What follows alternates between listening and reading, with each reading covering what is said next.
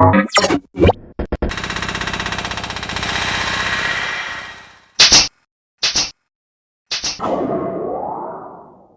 third honoree is the founding CEO of the IDFC Institute, a Mumbai-based think tank that works with the Indian government to surmount key economic issues facing India as the country transitions into a global power.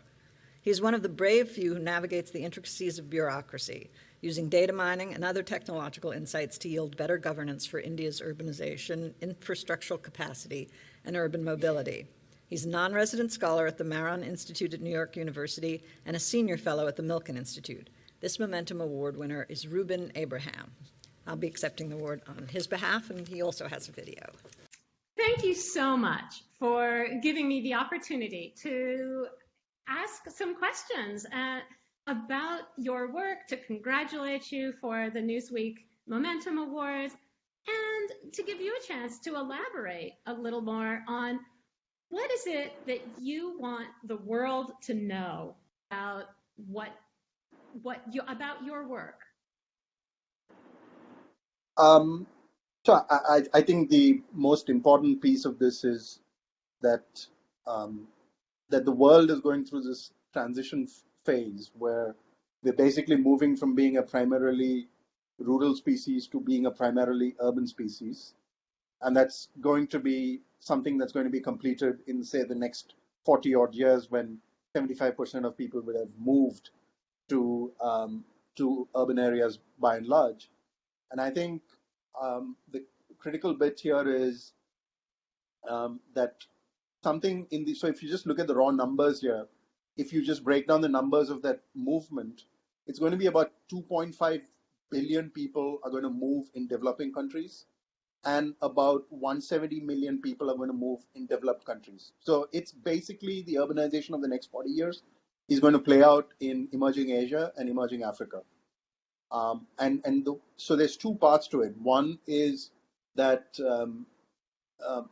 obviously, the question of whether these countries actually have the capacity to manage these kind of transitions, which is a huge problem, because most of these countries, including mine, India, has sort of lived in this notion that we're primarily a rural country and we will remain so, and because of the politics tends to be not urban focused and so on and so forth. So there's a, because of that set of issues, there's a lack of preparedness for what is about to hit all of these countries. So that's one part of it. The second part of it is, if you actually look at the urban conversation is entirely dominated by the West. And the urbanization that's about to happen is actually going to happen entirely elsewhere. So the West will keep proposing these solutions, which either have no relevance, or if they're relevant, the state does not actually have the capacity to actually execute on any of these things. And on top of that, the additional problem here is that, and this is where I begin to sound a note of caution on the use of technology, is that technology is a means to an end, it's not the end. And so therefore, when a lot of these solutions come out promising to be the magic bullet, a lot of governments are tempted to basically buy into that because it seems to offer them this magical solution of, we don't need to actually fix the hard problems, and technology is going to find us a way around that. And maybe at times it will, but most of the time you actually still need to do the hard work. So I think that's the piece that I really want to that's the message that I'd like to send out is, one, where is it going to happen? How is it going to happen? And are we ready for what's about to happen? That's such an important message. And I think, most of this podcast series that I host is really on redesigning cities. You're really raising questions at the scale of redesigning countries, redesigning entire world regions. And it's incredibly important. And I completely agree with you. The discussion has so focused on the West, and yet India has very much sort of bought into this notion of smart cities. So Yes. tell me what does smart cities mean to you think in an Indian context? So I think there's two ways to think about it, right? I mean, so this, I think where the problem falls apart is or where the issue falls apart is when you sort of equate the word smart with the word digital. Mm-hmm. There are many non-digital things that you can do which are smart. So, Absolutely. so I think that should be the sort of starting place for any sort of developing country, is to basically do smart things. Now, some of them may be amplified or made easy to do by the application of digital technologies, and some of it may not. But this, I think the problem, and you've seen this play out in India because the smart cities mission was announced 5 years ago, and today when you look back at it, you've got to say, okay, what has it achieved? I mean, growth in India has slowed down, jobs are being lost, so it's not entirely clear to me what smart cities actually achieved. And as far as I can tell, most cities have remained exactly the way they are. I mean, there's some incremental, marginal improvements along the edges. So then you've got to really ask, okay, what has this actually led us to?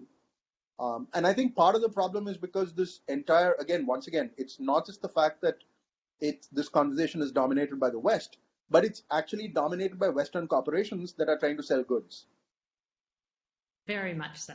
right? So give us So an example of something that IDFC or that your work that is not so much based on the digital. What are some of the kinds of examples of policies, practices, infrastructure that you see as absolutely smart and essential that so aren't the big so digital again, things? yeah, sure. Just to be clear, I'm not, I'm not a Luddite. I'm a huge fan of technology. I use all kinds of technology and so on and so forth. It's just all I'm questioning is get the sequencing right, as in, and before, I guess before you even get to the sequencing, ask what problem you're trying to solve. And for a given set of problems that you're trying to solve, you've got to ask, is technology the appropriate solution? Can technology play a role? And be perfectly willing to accept the fact that maybe technology has no role to play in this. So, so I think that's sort of the way I would approach it. It's not that technology is the enemy or anything of the sort. What I'm sort of circumspect about is this notion that technology can find you ways around really hard problems of governance and so on and so forth. So, in terms of your question, um, I guess an easy one to sort of point to would be sort of our work on crime victimization. Again, I think it's one of these things that you rarely hear as part of the discourse around, say, economic development, which is rule of law and order, things like that. When in fact it's one of those public goods that you'll know only in its absence, right? Because all of us take rule of law for granted. We live in relatively safe environments, so we don't have to worry about it. But I just looked at what just happened with the Sinaloa cartel in Mexico a couple of days back, where El Chapo's son was arrested, and you see what just happened. I mean, an entire city was brought to its knees by the cartel. So I think law and order is a critical public good, which I think we need to pay a lot more attention to. Now, what the sort of work that we did around that was to basically so the whole point is that the a lot of the public policy around crime or law and order obviously is based on the data that's available on crime and crime victimization and so on and so forth. Now, there are reasons, including incentives, why um, that why some of the crime numbers may be severely underreported. So what we basically did was we did basically four cities, the four big cities of India, and we said let's do a crime victimization survey where we survey a very large number of households. We surveyed about 22,000 households, and what we are trying to do is we are trying to compare the experience of crime with the records of crime. Right? Now, keep in mind that this is not a process where we are trying to be antithetical to the police or the establishment. everybody is in the room because it is in everybody's interest to get this right. So which is the reason why we did the survey. And once we got done with the survey, we basically discovered that in all four cities, the absolute numbers vary quite dramatically, but in all four cities, the gap between the experience of crime as recorded in the survey and the records of crime was something like 13x, as in there's 13 times more crime happening than is getting recorded. And all public policy is actually responding to the misreported number. Yeah. Right? Now, as it turns out, the government of India themselves actually got interested in this crime victimization process and so on and so forth. And what's happened since is that as we speak, the Home Ministry of India has rolled out the world's largest crime victimization survey. Now, that is nationwide. And so finally, we will actually have an active database of what experience of crime looks like and being able to sort of compare that to the records of crime. And then hopefully over time, those two numbers will actually begin to converge closer to each other so that you can make much more sensible and intelligent public policy regarding safety, public safety. So that is sort of the use of data as opposed to technology. Mm-hmm. Right? And I think these are the sort of things that we've got to be careful about. So when I say the word data, immediately the implication appears to be that it needs to be digital. No, there's a lot of data that is just data, right? I mean, and yes, once it gets to be in digital form, I mean, do we use a lot of technology in gathering the information? Yes, we do. And so on and so forth. So I think this is the sort of distinction I'm trying to draw between doing smart things versus just applying technology for technology's sake. Well, the other that certainly comes to mind is the need for mobility, for infrastructure that has the capacity to absorb this great migration of so many rural people into the urban areas. And it's not going to be as if, all these people are suddenly going to be telecommuting. I mean, there is a need for very real mobility infrastructure. What do you think are kind of what's the low-hanging fruit, or is there any? Well, no, I mean, so there is low-hanging fruit, but I think when you talk about infrastructure, again, we tend to immediately think about physical infrastructure, but I think there's a lot of other forms of infrastructure that we need to think about as well. Because, for instance, for any of these things to actually work, you've got to get governance right. And so the devolution of power to cities to be able to manage themselves, to raise their own taxes, provide public goods at the city level, I think all of these things matter. So I think governance is a key piece of the infrastructure. Then there's social infrastructure, right? I mean, how do you build the human capital so that they can actually do the jobs that are available in cities, and so on and so forth. And then I think there's also sort of a paradigm shift that needs to happen, which is to start thinking of cities as labor markets, right? Which is maybe there's a few of us who live in cities because we love their cultural extravaganzas or we love the museums or what have you. But most people in the world move to cities because that's where the jobs are, right? I mean, I don't know what the number is, but it's a very significantly high number of people. The reason they urbanize is because that's where the jobs are. So if you accept that, then I think then three things begin to matter almost immediately, besides obviously the governance piece that needs to be fixed at the back end. The first is obviously you need an economy that creates the jobs, right? So that people have jobs to come to, and the productivity of the jobs gets to be higher, blah, blah. And the second part of it is basically affordable housing. And by affordable housing, I don't mean just housing for the poor, but I mean housing for everybody, including the poor. I think that is critical. And then I think the third piece of this is transportation. And transportation that enables you to move from your place of work to your residence and elsewhere. And by the way, this transportation could also just be your 2 feet. But I think these are the things that one needs to basically think about fundamentally. I mean, there's obviously quality of life, there's water, there's sanitation, there's all of those critical things as well. But I think to me, these are the three most important things, and of which I would argue that even affordable housing at some level the market can provide.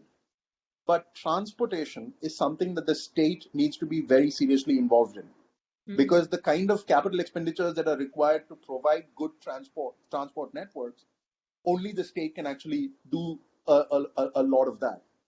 So I think sort of moving the paradigm to cities as labor markets, and then sort of thinking through, if cities are labor markets, then what do cities actually need to look like and what do they need to do? I think that's really what I would sort of focus on. Yeah. No, I think it's cities, individuals are great at the incremental addition of housing, the incremental Yes, addition of yes, jobs. And yes. I think many of us are still trying to figure out, can we do incremental infrastructure? Um, Yeah, we probably, in the West, I think we've actually bought into big infrastructure at too big a scale and often disrupting where those markets really should be. Uh, yeah. but So I mean, it's that's the sort of classic Moses versus Jane Jacobs argument, right? And mhm, I mean, honestly, I think there's horses for courses. I think there are certain places where the Moses approach has value, and obviously there are absolutely. certain places where the Jane Jacobs approach has value. Um, I mean, all I'm trying to argue for is, like, one size does not fit all. A lot of this is context specific. It depends on whether your economy is primarily services, is your economy primarily manufacturing. All of these, will then affect the kind of transport networks that need to be put into place, and so on and so forth. So if you take the Indian context, for instance, in housing, the one piece of housing that no one ever talks about is actually rental housing, Mhm. right? I mean, and this is also partially sort of emanating out of the West, this idea of the ownership society. But the fact of the matter is that any of us, when we first move to a big city, we can't afford to buy anything, right? We all rented. So if all of us at our economic, socio-economic levels have rented, why do we expect the poor to buy? Yeah. Right? You Well, need to actually have a very large stock of rental housing. and why do we so oppose the idea that renters should be in any way in proximity to owners? It's a very strange. In the U.S., where I actually mean, the rental is increasing and ownership is going down. But, so I think what has happened in the U.S. in particular is that because of so you're referring to a very, very recent trend, but if you look over time, one of the real dangers that ownership has done is it has actually killed one of the pillars of American sort of society, which is mobility, social mobility. mhm. Because you could just up it and leave for the next job, right? And suddenly you find yourself caught with this asset that you can't necessarily get rid of all that easily. And there's a lot of research that shows that social mobility in the US has actually dropped quite significantly over the last 30, 40 years because, and at least partially because of this move towards ownership housing. Absolutely. So you've referred to India's slums as poverty digesters. What can the Yeah. US and the West really learn? I mean, precisely kind of on this topic a little bit of whether it's about renters, owners, or jobs, what can the rest of the world learn from the slums? So, I mean, so I would not recommend learning anything from a slum other than the fact that, like, the human spirit is indomitable, and people, make the best of their circumstances no matter what situation they find themselves in.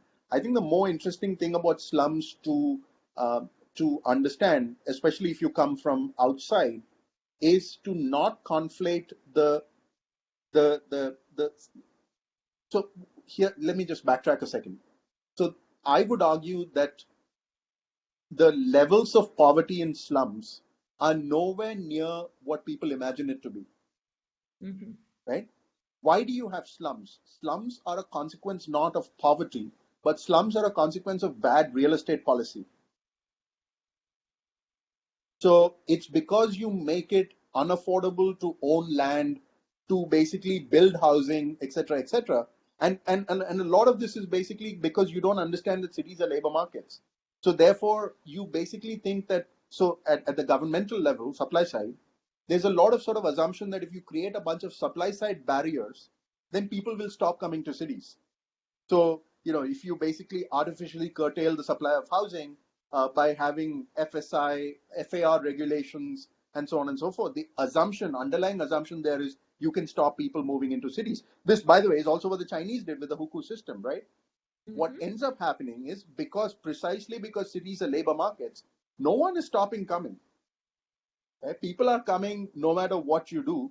And this has been true across the world, no matter where you look, it's been the same thing. And so if you combine the fact that people are not stopping coming with the supply constraints on housing and building of housing, you will inevitably get slums. But that's not because of poverty. It is because you've got really bad real estate policy.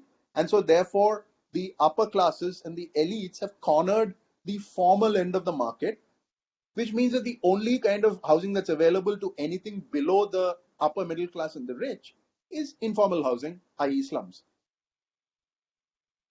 So I think that's the really crucial distinction to draw, which is, if you, for instance, go into some of the biggest slums in Bombay, for instance, I mean, just look around. I mean, there's DTH television, there's air conditioning, there's all kinds of things that people have jury-rigged. And when you actually go through there, you actually realize it's the middle class that lives there. And it's not that the middle class lives in a slum because they want to live in a slum, but because they've been priced out of the market. They've been utterly priced out of the market, and they've been priced out of the market because there's a whole bunch of supply constraints on housing that were put into place because nobody's understood the fact that cities are labor markets. So this is the same thing that's playing out in San Francisco, for instance, right? You've got all these artificial curbs on housing, and then everyone can see if you just go through San Francisco today what the consequences of that look like. Now, multiply that by a factor of 10, and you get the slums in the developing world. No, I think in many respects there is a lot that San Francisco and places like it could be learning from the slums, but also learning the lessons of how to provide much more equity in access to affordable housing and all of those things. Absolutely. If I could ask also one more question. Sure. In India, do you feel, or other parts of the developing world, most of my research is really focused on retrofitting the suburbs in North America. Because the aspirations of the middle class for us since the middle of the 20th century have really made suburbanization much more of the ideal than living in cities. That's recently changing. But in terms of the aspirations of the middle class in India, and you talk of cities as urban, as really job markets, what role do the suburbs play? So I think the suburban thing, if you look at Solly Angel's work at NYU, what you see consistently over the last 200 years is this interesting phenomenon where no matter where you look in the world, the city actually expands and the suburbs grow. So at some level, I don't think it's an American phenomenon. I think it's happening globally, no matter which city you look at. In the US, you can see it in a much more pronounced manner.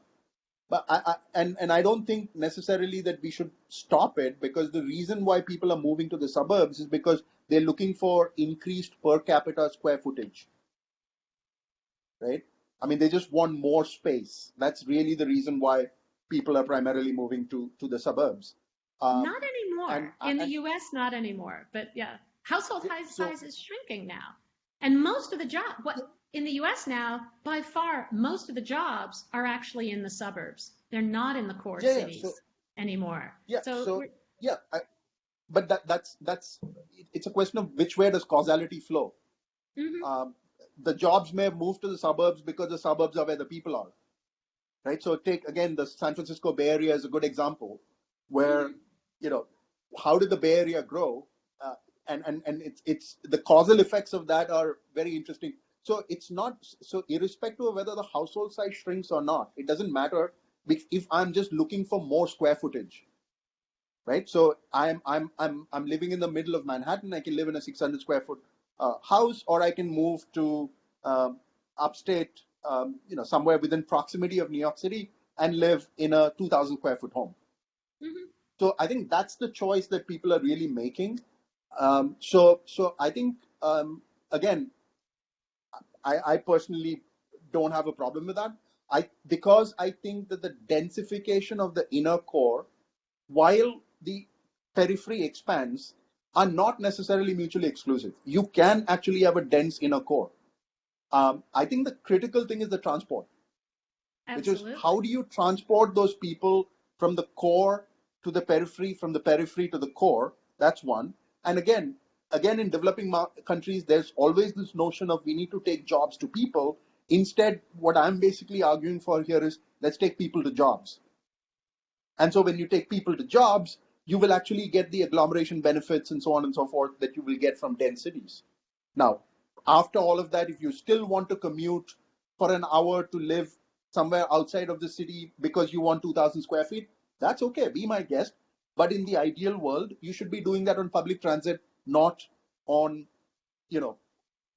your personal cars and so on and so forth. So again, I think investing in those public transit networks and things like that. So the big advantage in countries like India and elsewhere is that we don't have a prior, right? I mean, as in, we are at the stage where it doesn't really matter to us whether we get to a job by car, by foot, or by train.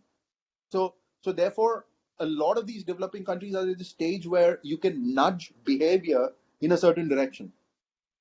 And I think, and that's to me where the big opportunity sits, which is that you can actually have a much better way of managing urbanization than has existed till date. Well, I certainly, I look at, you name any of the really large office parks throughout Silicon Valley, the Raleigh-Durham Triangle, all of them are now adding residential. They are themselves urbanizing. So the suburban office parks are transforming to become more urban, because that's really where the next generation's preferences are. They are a lot more excited about that than working in a cubicle farm in a suburban office park. And so I totally agree with you that the rest of the world, to the degree that they're still building out a lot of and we know that, yes, absolutely, they're all continuing to spread, but I just hope that they're following more the model of some of the newer retrofits to the suburbs, rather than still following that model, that suburban model of everything is separated out and can only be gotten to by car. Yeah, so I don't think so.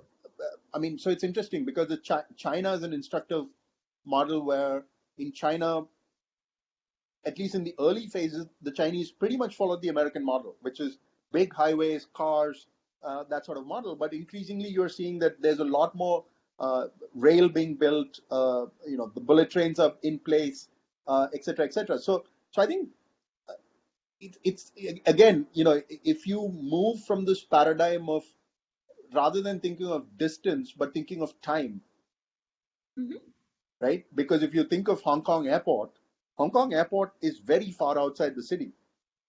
But no one really cares because you get on that train and you're in downtown Hong Kong in 20 minutes. So again, I think some of these paradigms need to shift to actually, but ultimately, everything comes down to personal preferences, right? I mean, so my personal preference is to live in a dense urban core where I don't have to drive ever, that I can walk around. But equally, I recognize the fact that there are people with very different preferences. But I think ultimately, all of us benefit from the productivity gains that all of us enjoy from just being in an urban environment. Congratulations again.